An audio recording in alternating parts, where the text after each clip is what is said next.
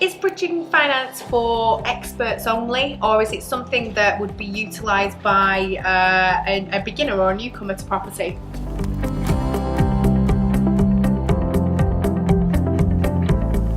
So generally, most people, like we said earlier, they go, oh, it's expensive. So you'd probably think it is for the more experienced investor. It doesn't have to be for the more experienced investor. I think it really comes down to what's the project that you're funding. Mm-hmm. And if the project stacks and it's appropriate to use bridging finance, it doesn't matter whether you're experienced or inexperienced, it's the right type of funding. Yeah.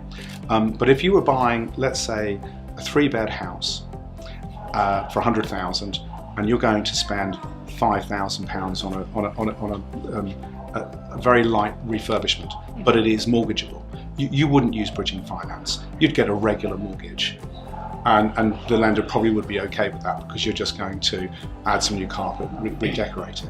So, but if there's lots of profit margin and it's not mortgageable, you'd use the bridge. And it doesn't matter whether you're inexperienced or experienced, your broker should be able to help and guide you. It's from the property more than anything. I think it's always about the project. Yeah. Let's understand the project. You must have multiple exit routes. So that's the thing you really want to be careful. Yeah. So if we lent some funds to a client 2 years ago. The plan was to buy a house and split it into two.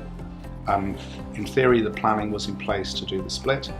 We had a fixed price contract from a contractor. Planning didn't come through in time. That's just the way these things happen.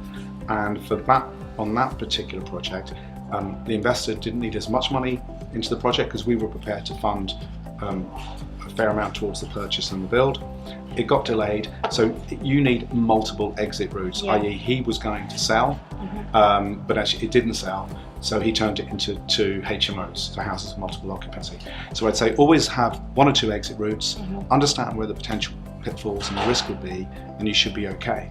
Now, you could look at that, say you want to move beyond regular buy-to-let and maybe look at getting a house of multiple occupancy, an HMO. So you'd need to be aware of, are there any issues to do with planning?